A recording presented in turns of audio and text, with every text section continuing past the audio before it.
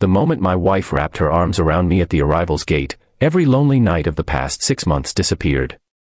I could feel her trembling as she buried her face against my shoulder, and in the quietest voice, she whispered, "I missed you." For one perfect heartbeat, the airport noise faded away, and it felt like home had finally returned.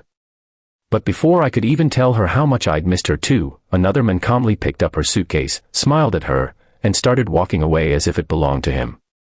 My wife glanced at him with an expression I couldn't understand, then looked back at me with tears still in her eyes. In that single moment, love, confusion, fear, and doubt collided, and I realized that sometimes the biggest storms begin in the middle of what should have been the happiest reunion.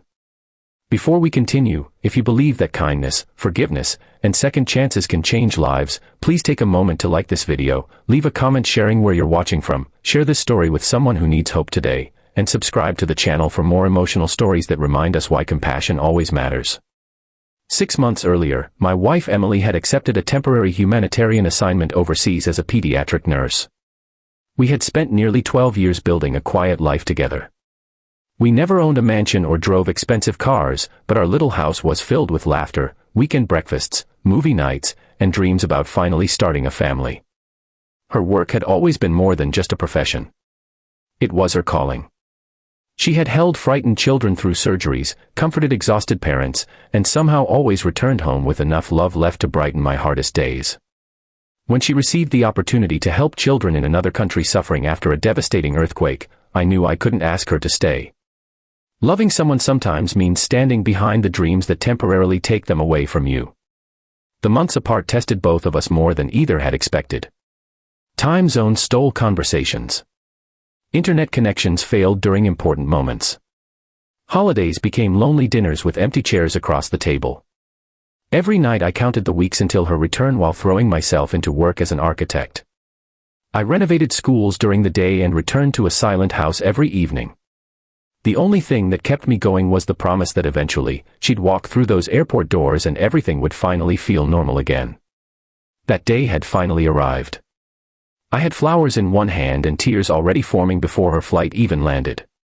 When Emily appeared through the sliding glass doors, she looked thinner, more exhausted, and older than when she had left, yet somehow even more beautiful. She ran straight into my arms without hesitation. That hug carried 6 months of loneliness, fear, relief, and love. It was everything I'd imagined. Until I noticed the man. He wasn't much older than us, dressed simply, carrying himself with quiet confidence. Without asking anyone, he reached for Emily's rolling suitcase and continued walking toward the exit. Emily didn't stop him. She simply watched him for a second before looking back at me with eyes filled with complicated emotions. My stomach tightened.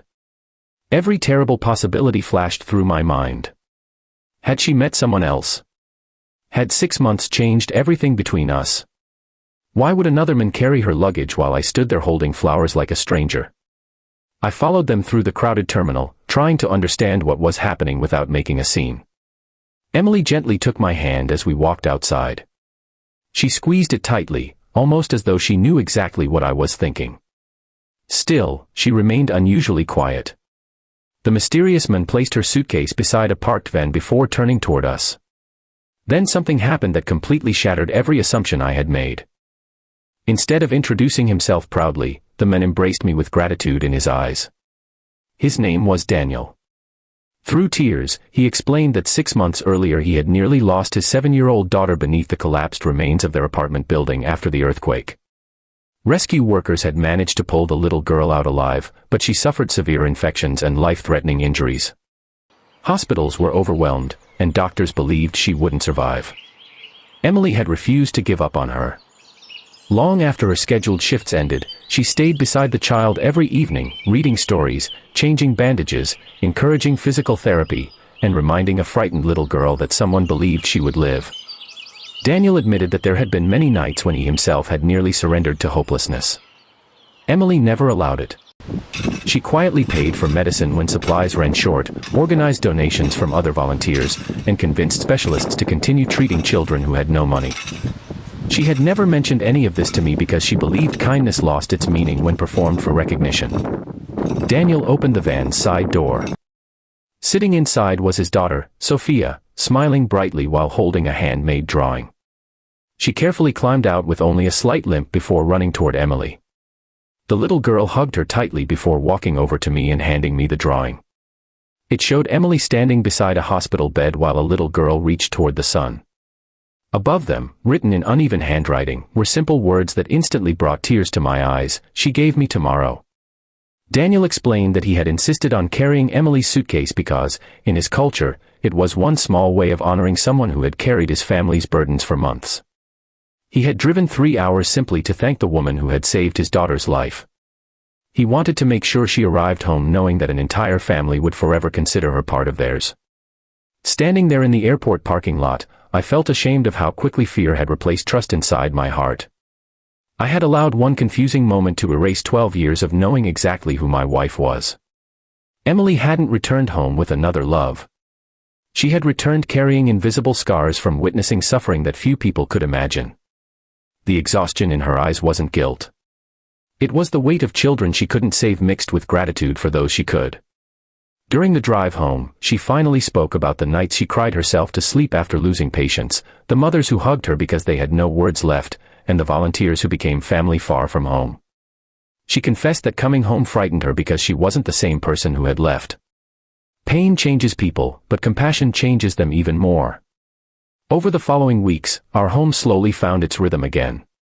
We laughed over burnt pancakes, argued about whose turn it was to do laundry, and planted flowers in the front yard together. Yet something inside both of us had shifted forever. Inspired by Daniel and Sophia, we began organizing annual fundraising events for children's hospitals and disaster relief organizations. Friends joined us. Neighbors donated. What started as one family's gratitude slowly became an entire community choosing kindness over indifference. Months later, a package arrived from overseas. Inside was another drawing from Sophia. This time it showed 3 people standing together beneath an airport sign. Above them were the words, "Some people arrive carrying luggage. Others arrive carrying hope." If this story has touched your heart so far, please take a moment to like this video, share it with someone you love, subscribe for more inspiring stories, and let us know in the comments how kindness has changed your own life. Your support helps these stories reach people who may need hope today. Before the story ends, tell us in the comments, have you ever misunderstood someone, only to discover their heart was even more beautiful than you imagined? As I framed Sophia's drawing and hung it beside our front door, I realized that airports aren't just places where journeys end or begin. Sometimes they're where trust is tested, assumptions are broken, and ordinary people discover that the greatest acts of love often happen quietly, without applause or recognition. My wife came home carrying the same suitcase she had left with, but inside her heart she carried countless lives she had touched. And in learning the truth behind one misunderstood moment, I discovered that the strongest marriages are not built on never having doubts, they are built on choosing trust, compassion, and love when the truth finally comes into the light. That day at the airport didn't reveal another man stealing my wife away. It revealed how one woman's kindness had quietly changed a family's future forever, and in doing so, reminded me that the greatest heroes are often the ones who never asked to be seen.